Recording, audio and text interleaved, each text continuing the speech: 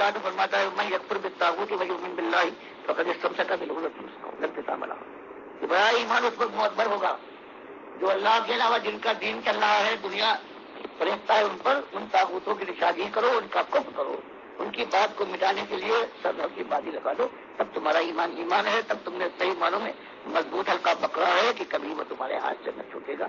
اور اس کی رہنمائی میں اللہ کی بارگاہ میں پہنچنے کے بعد ہمیشہ کے لیے شاداب بڑھا جنت کی بادشاہی کے مالک بنا دیا. ڈاکٹر صاحب، آپ مسلمانوں کے اجتماعی نظام زندگی کے لیے کوئی خاکہ آپ کے ذہن میں ہوگا، اور یا آپ سیاسی معاشرتی شعبے کو الگ الگ منظم کرنے کے قائل ہیں؟ کیا کرام میں کوئی اجتماعی قرآن کی جو آخری صورت ہوتی ہے سورۃ توبہ، اس کے بعد صرف ایک صورت میں نص ہوتی ہے یہ خبر دینے کے لیے کہ کار نبوت تمام ہو گیا اللہ کے طرف سے، اب اللہ کے پاس پہنچنے کے لیے تیاری کی. اور جو آخری صورت ہوتا ہے توبہ، اس کے اندر مالک نے بیان کر دیا ہے کہ ایمانی سیاست یہ ہے کہ اللہ کے بندو تم اللہ کے دین کو سارے ادیان باطلہ پر غالب کرو، کیونکہ اللہ نے یہ فیصلہ کر دیا ہے وَقَضَىٰ رَبُّكَ أَلَّا تَعْبُدُوا إِلَّا إِيَّاهُ کہ تمہاری زندگی کے ہر شعبے پر صرف اللہ کا حکم چلے گا.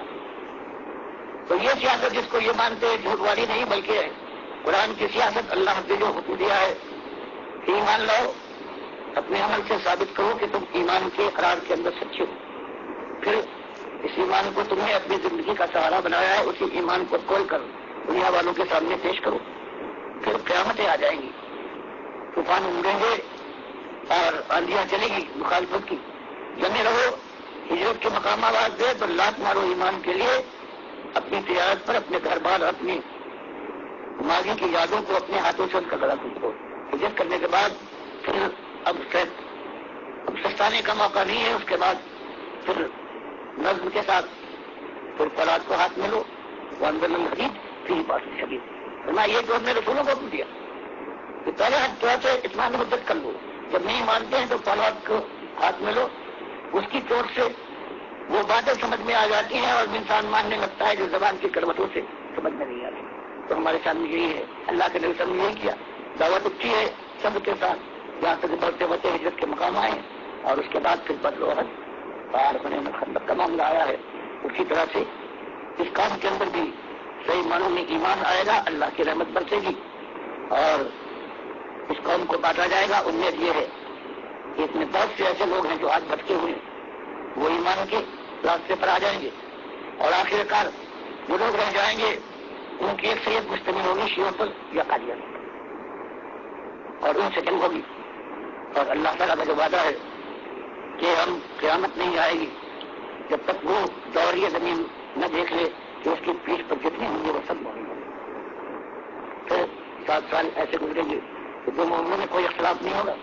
پھر اس کے بعد شیطان کا وار کارگر ہوگا، اور یہ دنیا ہے اس کے اندر جو مومن ہیں ان کی اولادوں میں سے کافر مشرک بننے لگیں گے. پھر ایک ہوا چلے گی، جو مومن باقی رہے وہ ان کو چھوڑے گی، وہ مر جائیں گے، باقی جو کافر مشرک ہو چکے ہیں ان کو اللہ بے حساب دنیا دے گا. اور یہ گدھوں کی طرح سے سلمستی میں ایک دوسرے کو پل پڑیں گے اور اس طرح سے عیش آ رہے ہوں گے کہ قیامت کا زلزلہ آ جائے گا، سورج میں حکم آتی جائے گی، نظام کائنات چل گیا. یہ اللہ کے نبی صلی اللہ علیہ وسلم صحیح بخاری مسلم کے حدیث ہے، یہ طریقہ ہے، اس کے علاوہ کوئی طریقہ نہیں. ایک سوال ہے، آپ غور فرمائیں گے کہ یہ جواب جو آپ نے وضاحت فرمائی ہے یہ کافی ہے کہ اس کے لیے عملی صورت میں ضابطہ فکر کافی ہے یا انقلابی منصوبہ بندی بھی آپ کے پیش ہے؟ پورے جس طرح سے اپنے من اللہ کے ہر مرحلے کے اوپر یہ میں رہے جو انقلابی چیز ہے، اللہ تعالیٰ رہنمائی کرے گا اور وہ بالکل منصوبہ بندی کے ساتھ پوری ہوشیاری کے ساتھ جہاں تک ہمیں سمجھ دی گئی ہے یا اللہ تعالیٰ ہماری رہنمائی کرے گا. یہ صرف ایک بات نہیں ہے کہ ہم یہ کرتے رہیں، ہر مرحلے پر ہمیں سوچنا ہے، ہر وہ قدم اٹھانا ہے جو اللہ کی کتاب اور اللہ کے نبی صلی اللہ علیہ وسلم کی سنت سے ہمارے لیے آئے کہ یہ وقت اس ساری کام کا ہے. پوری ہوشیاری کے ساتھ سب سے مشکل کام یہ اللہ کے نبی صلی اللہ علیہ وسلم نے بتایا ہے کہ سب سے مشکل یہ کام ہے. تو اس میں اپنی بے غیرتی کے باوجود اللہ سے ہر وقت یہ درخواست ہے کہ ہر مرحلے پر ہماری رہنمائی فرمائے، ہم کو صحیح معنوں میں صحیح منصوبہ بندی کرنے کی توفیق عطا فرمائے. یہ 4 مرحلے ہیں، یہ تو صرف قرآن کے لیے کہ ایمان لاؤ، عمل صالح کرو، اللہ کی دعوت پہنچاؤ، اور اس راستے میں تکلیفیں مصیبتیں جو آتی ہیں سب کرو. یہ تو مجمل چیز تھی، لیکن اس میں ہر ایک کے لیے منصوبہ بندی بھی ہے، نظم بھی ہے اور خلوص کے ساتھ ذکر کرنا بھی ہے.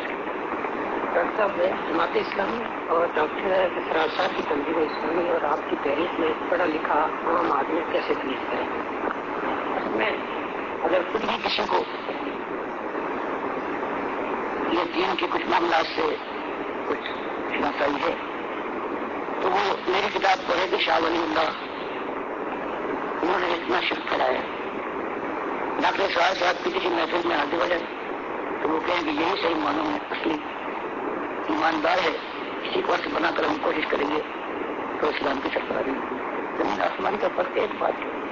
یہ بندیوں ہیں جن کو سب سے آگے وہ کر رہے ہیں. یہ نبی حسن صاحب جو پہلے دیوبند کے جو متعلم ہیں اور جو ڈاکٹر صاحب کہتے ہیں یہی صحیح معلوم ہے علم بردار ہے دین کے، وہ جو 3 پارے لکھ پائے ہیں اپنے تفسیر میں اصل مانتا کہلاتے ہیں یا کا نعبد و یا کا نستعین، اس کو شرک سے بدل ڈالا ہے. ترجمہ ٹھیک کرتے ہیں کہ تیری بندگی کرتے ہیں صرف تیری اور تجھ سے مدد چاہتے اور تو اس کی تشریح کا حاشیہ دیا.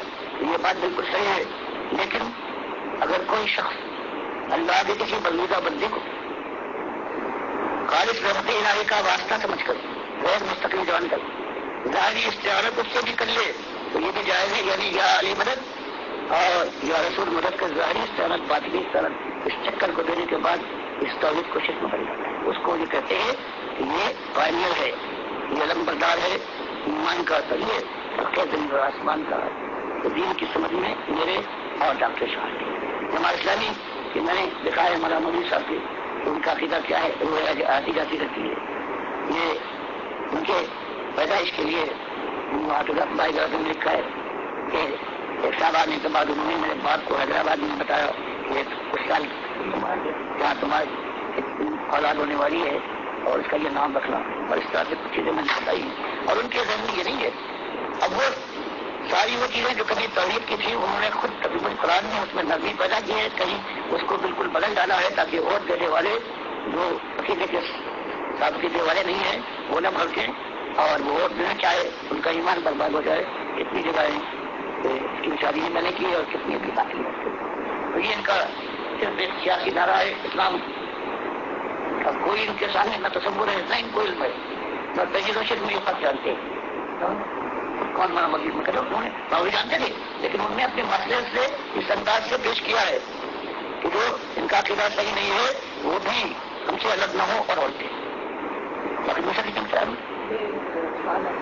آگے ہے اگر آپ مناسب سمجھے تو آپ کہ اسرار صاحب کی جو تنظیم ہے اسلامی تنظیم اسلامی اور سنت اسلامی میں اس میں واضح فرق کوئی موجود ہے یا ملتے جلتے ہیں؟ نہیں، میں تو کہتا ہوں جن کو میں کافر اور مشرک سمجھتا ہوں ان کو وہ کہتے ہیں کہ وہ سب سے بڑے دیندار ہیں اور ایمان اور اسلام کے علم بردار. یہ میرے ساتھ اپنے ساتھ جب میں یہ نکلا ہوں جماعت سے بھی نکلے تو میں ان کے پاس گیا ہوں کہ آپ یہاں منٹوری میں بچے کیا یہ میرے ساتھ دونوں مل کے کام کریں گے؟ تو یہ میرے ساتھ چلے آئے تھے. جب ماشاء اللہ اسی نے کام کا لگا کہ مل کے آتا 3 مہینے میرے ساتھ ہی میں دوا خانے کا کام بھی کیا ہے. میرے اجتماع میں میرے بات تقریر بھی کرتے تھے، لیکن اس کے بعد پھر وہ میرا ایک من تھا کہ یہ حق ہے کہ میں کسی کو نہیں بخشتا. تو یہ اس پہ نعرہ ہوتے تھے. آپ چلتے تھے اور آپ بھی وہی بات کر رہے ہیں تو میں اس کا قائم اس کو مسئلہ ہوگا. ایک سوال ہے کہ مولانا مودودی مرحوم سے آپ کی آخری ملاقات کب ہوئی؟ کیا انہیں احساس ہو گیا؟ ویسے پڑھ دیتا ہوں اگر ضروری سمجھے. کیا انہیں احساس ہو گیا تھا کہ ان کی تشکیل کردہ تنظیم ان کی توقعات کے مطابق پوری نہیں کر سکتی؟ یہ میں نے جب ان سے میں الگ ہوں تو مجبوراً ایک میرے ساتھ جو کراچی میں رہتے تھے وہ ان کا نکاح جو مرکز میں اب ان کو بات ہو چکی ہے تو اپنے دھرم چند کا نام نکلا جا رہا ہے ان کی شادی کے ساتھ. تو میرے کمپاؤنڈر بھی تھے اور ساتھی میں رہتے ان کی شادی ہونے والی تھی. تو متحد ہو گئے تو میں وہاں گیا تھا نکاح پڑھانے کے لیے. وہ مولوی صاحب نے نکاح پڑھایا ہے بہرحال. وہاں مولوی صاحب سے وہاں ملاقات ہوئی ہے لیکن بات چیت کوئی نہیں. یہ ان کے ساتھ ہوئی. پھر اس کے بعد کیا تھا؟ کیا انہیں یہ احساس ہو گیا تھا کہ جماعت انہوں نے بنائی ہے یہ تو بہت سے لوگ کہتے ہیں کہ ہم نے اقرار بھی کیا تھا. میرے پاس کچھ خط ہیں. ایک صاحب نے مجھے یہ لکھا گجرات کی کہیں تھے کہ میں نے مولانا مودی صاحب سے یہ سوال کیا کہ آپ یہ تحریک اٹھائے ہوئے ہیں اور یہ جو ڈاکٹر عثمانی میں اپنا کام کر رہا ہے تو اختلاف کیا ہے. تو انہوں نے کہا کہ مولانا مودی صاحب نے کہا کہ میں اس کو جمہوریت کے ذریعے سے اسلامی تربیت کے لیے کوشاں ہوں اور ڈاکٹر عثمانی صاحب کے ہیں وہ جہاد کے ذریعے سے. تو میں انہوں نے تو دیا لیکن مجھے یقین نہیں آیا کہ مولانا مودی سے جو میرا تجربہ ہے جس سے خفا ہو جائے تو چاہے دنیا نہ سمجھ پائے لیکن ان کا رویہ انتہا سخت وقت بڑی بات ہے. یہ بات جو میں لکھنے کے لیے تھی لیکن میں یہ بیان نہیں کرتا تھا. مجھے اس پہ اعتبار نہیں ہے کہ مولانا مودی کبھی ایسی بات کر سکتے کہ دونوں کا ایک ہی معاملہ ہے. وہ جہاد کے لیے چاہتے ہیں تو نہ میں سمجھتا ہوں کار وہ کتاب میرے پنجاب کے خطوں میں کہیں وہ خط ہوگا لیکن ڈاکٹر صاحب وہ ایک گجرات سے عنایت اللہ صاحب کا میں نے پامفلیٹ پڑھا ہے جس میں یہ وہاں 2-3 دفعہ ذکر کیا ہے کہ میں نے ڈاکٹر صاحب سلطانی گجرات کو اوائڈ کرتے رہتے.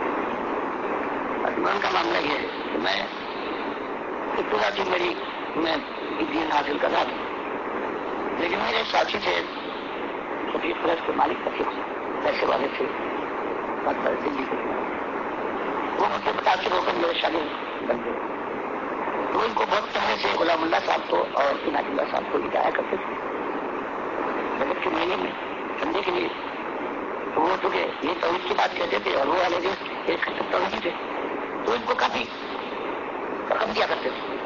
جب ان کو یہ معلوم ہوا کہ وہ میرے شاگرد بھی ہیں تو اب وہ مجھے کچھ کرنے کے لیے بھی یہ دونوں حضرات ایک مسجد میں نے میرے کلاس کے اوپر مسجد سے ڈوپی ڈال کر میں نے اس کی اطلاع کی تھی تو پڑھتا تھا لوگوں کے پاس. تو وہ جب آگے جو میرے پاس آنے کے بعد دعائیں بھی کرواتے تھے مختلف حالت تو یہ پیش کرتے تھے تو میں سمجھتا تھا کہ یہ بہرحال دنیا داری کا معاملہ ہے. میری حیثیت کیا ہے نہ میرا کوئی. تو اس طرح سے معاملات تھے. لیکن جب میں نے کتابیں لکھی کمرے آستانے اور جب ان کو انہوں نے پڑھا جب تعریف کی اچھی کیا ہے اس کے بعد میں نے جب توحید خالد تصور میں لکھنے کے بعد جتنے ان کے بزرگ شاہ ولی اللہ سے لے کر اور جو ان کے جو بڑے بڑے سے تھے ان کی کتابوں کے فوٹو دیکھ کر میں نے دکھایا کہ بلّوی صاحب اسی ایک منجیر کی ایک کڑی ان ساروں کو دیکھتا ہو خالص قاصر مشکل.